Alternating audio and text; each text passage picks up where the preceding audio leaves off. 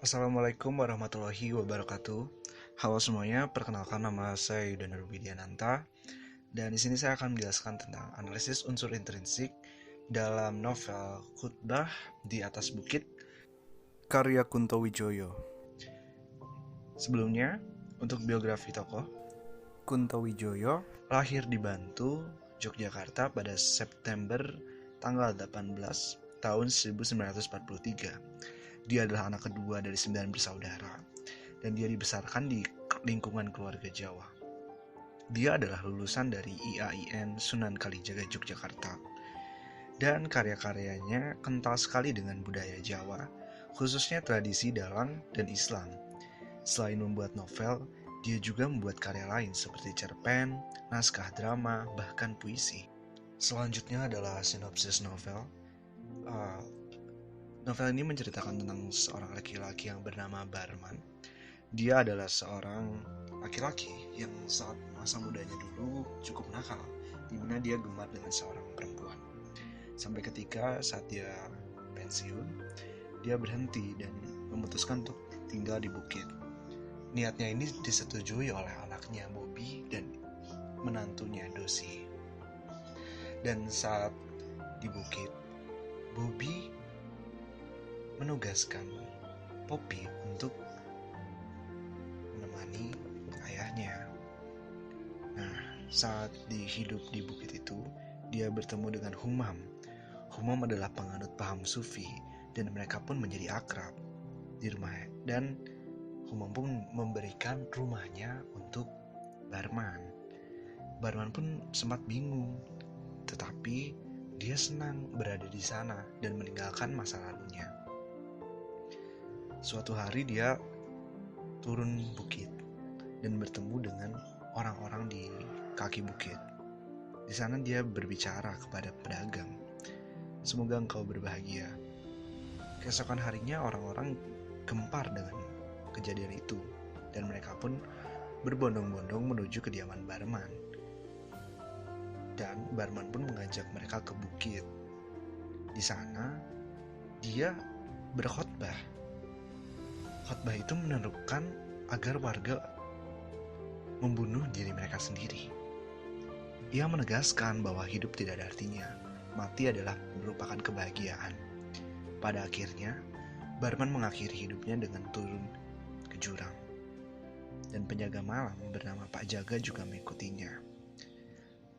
Sementara itu, Poppy setelah kematian Barman memutuskan untuk meninggalkan rumah yang disediakan Bobby. Ia memutuskan untuk lari bersama pria tempat ia melampiaskan hasrat. Selanjutnya adalah analisis unsur intrinsik. Yang pertama adalah tema. Tema yang terkandung dalam novel Khutbah di Atas Bukit adalah tentang pencarian ketenangan hidup yang sebenarnya, mengenai rasa ingin bebas dari berbagai masalah kehidupan yang dianggap telah membelenggu seperti pikiran, ingatan, dan cita-cita yang membuat hidup tokoh menjadi menderita.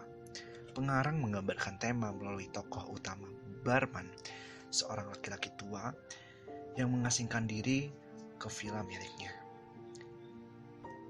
Yang kedua, ada alur. Alur adalah jalan cerita yang memiliki hubungan sebab akibat. Dalam novel ini, alur yang digunakan adalah alur campuran. Urutan kejadian yang disahkan berawal dari Barman sudah tinggal di villa yang sedang menikmati kebersamaannya dengan Poppy. Kemudian terjadi alur mundur, yaitu pengarang mengisahkan tentang mengapa Barman bisa tinggal bersama Poppy. Lalu terjadi alur maju kembali, yaitu penceritaan tentang proses perkenalan Barman dengan Poppy, perjalanannya menuju villa, tentang kehidupan bersama Poppy, dan kemudian pertemuannya dengan Humam. Yang ketiga adalah latar. Latar yang paling menonjol yaitu suasana di pegunungan. Latar pegunungan itu meliputi villa, hutan, bukit, dan kebun teh. Untuk sudut pandang sendiri, pengarang menggunakan sudut pandang orang ketiga dia, atau kata ganti orang ketiga. Pada novelnya, gaya bahasa yang digunakan cukup indah, di mana pengarang menggunakan majas personifikasi, yaitu majas perbandingan yang menuliskan benda-benda mati menjadi seolah-olah hidup, dapat berbuat atau bergerak. Contohnya pada kutipan, "Di situ langit merendah seperti terjangkau oleh tangan, dan kabut membeli tubuh di sekitar dengan lembutnya mempermainkan pan." Selanjutnya adalah tokoh dan penokohan. Dalam novelnya, tokoh utama adalah Barman, seorang yang sangat tua dan ingin mencari ketenangan serta kebahagiaan hidup yang sudah lama hilang sejak kepergian istrinya.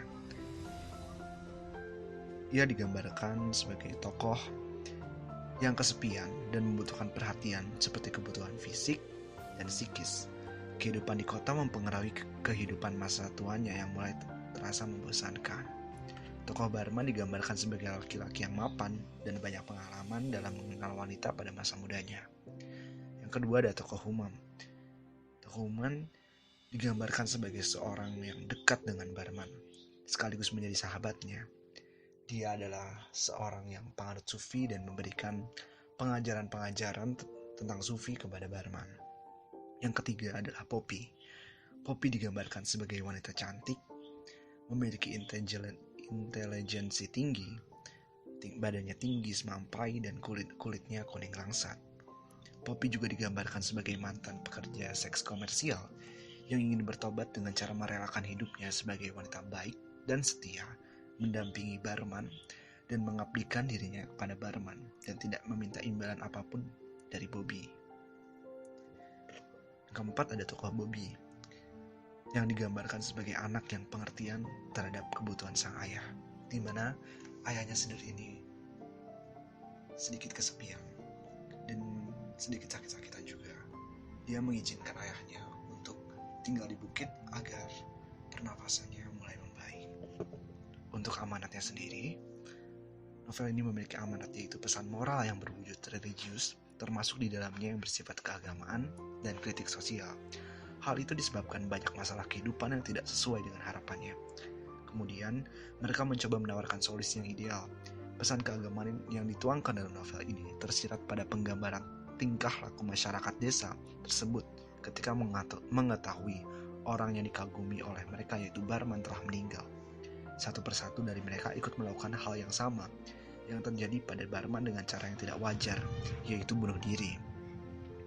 Hal itu terjadi karena tidak ada iman di dalam diri mereka. Mereka merasa jalan hidup yang terbaik untuk mencapai ketenangan adalah mati. Padahal yang ingin disampaikan Humam sebenarnya adalah arti ketenangan hidup yang sebenarnya, yaitu kebebasan dari kedamaian dan kedamaian dari kehidupan di dunia yang fana. Yang terakhir adalah kesimpulan. Novel adalah salah satu jenis karya sastra yang berbentuk prosa, yang berkisahkan hasil karya imajinasi yang membahas tentang permasalahan-permasalahan kehidupan seseorang atau tokoh. Dalam Khutbah di Atas Bukit, Kunto Wijaya menceritakan tentang tokoh Barman yang sudah cukup berumur, yang tinggal di atas bukit dan ditemani oleh Poppy, sampai dia bertemu dengan Humam yang sekaligus menjadi sahabatnya dan mengajarkan dia tentang berbagai macam pengajaran.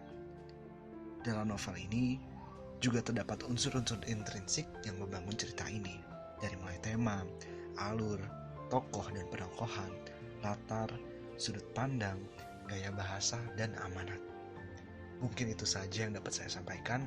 Terima kasih atas perhatiannya. Wassalamualaikum warahmatullahi wabarakatuh.